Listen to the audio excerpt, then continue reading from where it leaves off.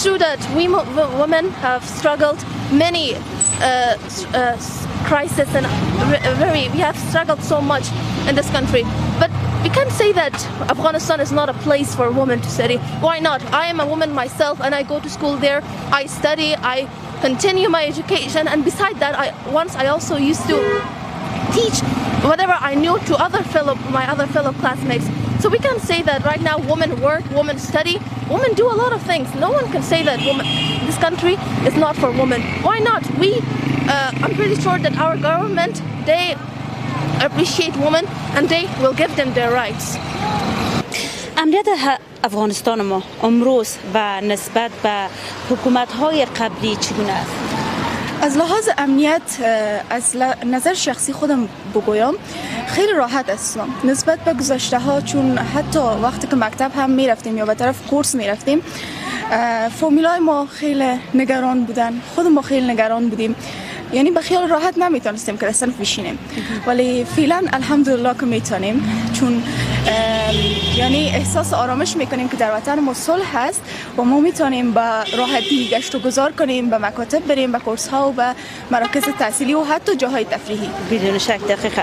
خب بسیار حجاب شما خوش آمده، یعنی زیب میته که هر دختر افغان یا هر دختر مسلمان و کسانی که در دوره صحابه حضور داشتن یا هم با رسول الله حیات داشتن، اونا همشون حجاب خود را رعایت میکردن.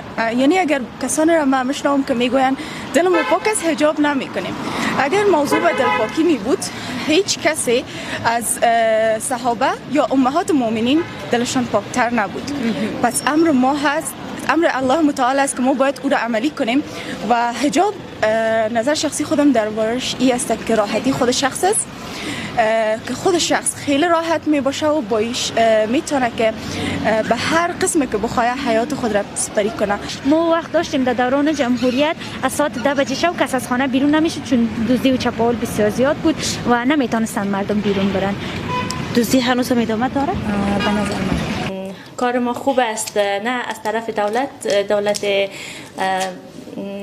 فعلی برای ما ممانعت صورت نمیگیره و هنوز کارمندان امر به معروف مثلا هر روز یا که هفته به هفته حداقل میان و ما سر میزنن و پرسان میکنن که اگه کدام مشکل داشته باشیم برشان بگوییم، گزارش کنیم که اگه کدام مشکل از طرف دیگرها برای ما ایجاد میشه برای اونا گزارش میباشیم. وقتی که رفته برگشت می داشته باشین میاین طرف کار و وظیفه، ما شما یک حال دیگه تجربه داریم. گذشته ها بسیار آزار اذیت بر خانم ها بود، بالخصوص از طبقه ذکوره که اگر هر طرف می رفتیم به اصطلاح هم یک پرزه می رفتن. چقدر کاهش یافته، چقدر مردم اصلاح شده؟ نقطه بسیار خوب اشاره کردین. طبعا بسیار تحولات زیاد در کشور.